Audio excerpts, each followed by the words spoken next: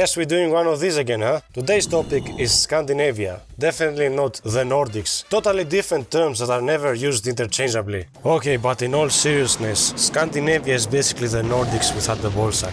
So Denmark, Sweden and Norway. Three countries that are at the top of every statistic to ever exist. Three countries with a similar culture, language and history. Everybody knows about the Vikings. First thing that comes to mind when you mention Scandinavia. One could say since Kratos emigrated up north, the Norse mythology has become even more famous than the Greek one.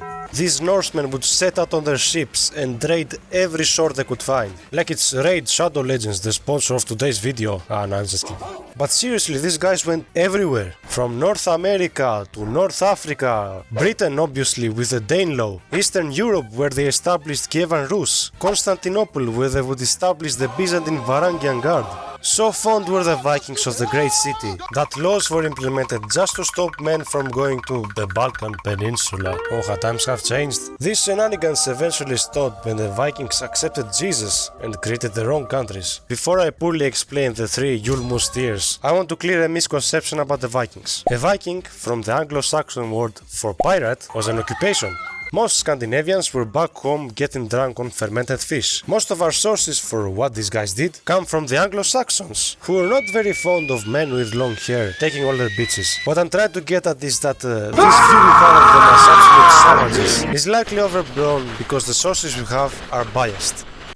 Let's start with Norway, the rich kid of the block. I say that like the other ones are poor or something. Okay, so Norge or Noreg has had quite a unique development compared to its two siblings. After being done discovering shit during the Viking Age, Norway along with Denmark and Sweden created a personal union, the Kalmar Union, under a single monarch, that of Denmark. It was a bit of a shit show and eventually Sweden left because they were haters. So Denmark-Norway succeeded it. It was very much Denmark running the show and Norway tagging along with their hijinks, until Sweden took over Norway for a bit, and in 1905 Norway declared independence.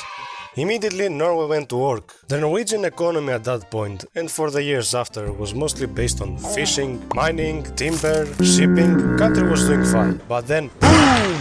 1969 oil discovery. Norway starts stacking dough, and unlike some other countries with rich natural resources, where a dictator and his inner circle jerk of aristocrats control all the wealth, in Norway this newfound wealth was distributed to the populace, contributing to the average Norwegian being disgustingly rich. Everybody in this flipping country owns a Tesla. This prosperity can by and large be attributed to the Nordic model. To put it simply, it combines free market capitalism, including state-owned enterprises, with a strong welfare system funded by very high taxes. This is feasible because the Nordic countries are characterized as high trust societies. What this means is that its citizens trust each other and the government institutions, whereas in low trust societies, when we pay taxes we are wondering, which politician's pocket will this money end up in? Anyway, that's enough Norway glazing. Time for the taste test. Did you know that at one point they almost started World War III? Apparently in 1995 a couple of sounding rockets were launched to study the Aurora Borealis, and in Moscow they thought they were American missiles. Yes, so Norway almost started a late ignition to the Cold War by accident. Were you guys aware of the Norwegian absence from the European Union? They are part of the European single market though. Share that oil now, you reindeer fuckers. Also, did you know that Sweden almost got a piece of that Norwegian oil? Norway made an offer, 40% ownership of Volvo for access to Norwegian oil resources. Volvo declined and they were sold to China. That's a huge L for Sweden. Speaking of Sweden, I actually went there recently, whenever that American school experience reenactment happened. You know what I mean. Here I am, high on Fent. In this case, I don't want any of you to say, "Oh my god, this guy has never been to any of the countries he talks about. He reads about stereotypes on Reddit and presents them as facts." Shush, here is my experience in Sweden, Stockholm. Oh, I landed in Arlanda and saw the Hall of Fame. Where is PewDiePie, I thought? Oh, he's from Gothenburg, where all the Goths live. Then I went to Lidl and bought yogurt instead of milk by mistake. Okay, we're not doing this anymore. Anyway, in all seriousness, I tried some stuff. Candy, cinnamon rolls, meatballs, which are actually Turkish. I drank a beer at a bar while watching the Stockholm hockey derby. Apparently hockey is quite popular in these lands, second only to football in popularity. Didn't get to try snus unfortunately. Overall quite decent cuisine, although I did notice a severe lack of Swedish restaurants. Most of them were foreign, like Turkish, Greek, Japanese, Middle Eastern, Italian. Banana pizza, am I right you food terrorists? Anywho, some other things I noticed. Curtains were nowhere to be found, nobody accepted cash, also some buildings outside the city center looked a bit rough. I found out this is because of the Million Project, a project that saw the construction of 1 million residential buildings. Went to the usual places, King's Castle. Side note, for whatever reason every king of Sweden is either named Karl or Gustav or both. Went to the War Museum, went to Vasa, named after this guy. This magnificent ship that sank on its maiden voyage. Literally sailed for like a kilometer and it sank.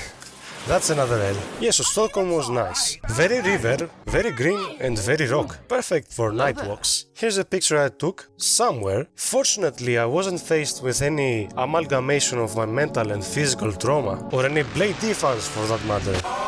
Overall, I'm giving Sweden a 20. 20 as in the amounts of minutes the sun graced the sky in the entire duration of my trip, and 20 as in the time every establishment closed. Oh, and I want to put this out there.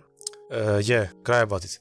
Perhaps it's a bit hard to believe nowadays, but once upon a time, Sweden was quite the big boy superpower, expanding further and further during the 16th and 17th centuries. But at some point, they got a bit cocky. During the Northern War, they threw hands with Russia, Denmark, Norway, and Polish-Lithuania, and they got their pants pulled down, losing huge chunks of their territory. At least they acquired Norway after the Napoleonic Wars, and then lost it. More recently, during the Second World War, seeing Norway fight the Germans and eventually fold, and Denmark pulled their pants down immediately, they decided to become neutral to remain independent.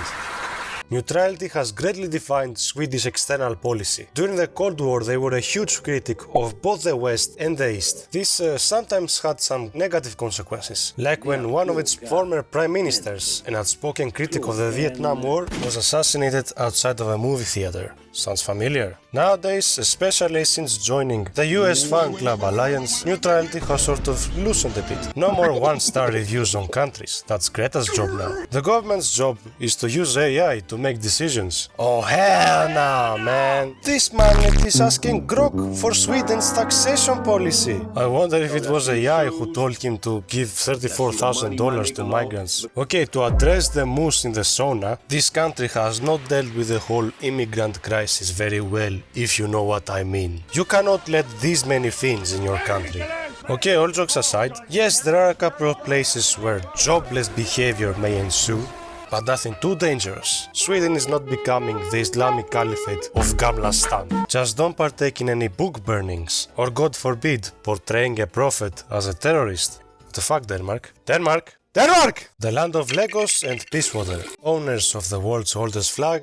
Bruh. Former owners of Scania, which is where Scandinavia takes its name, means dangerous waters. You cannot talk about Denmark without Sweden, and vice versa. These two have a huge rivalry. Nowadays it's kinda cute, but back in the day they fought an absurd amount of wars. Denmark just edges out on the victories. They also participated in the slave trade.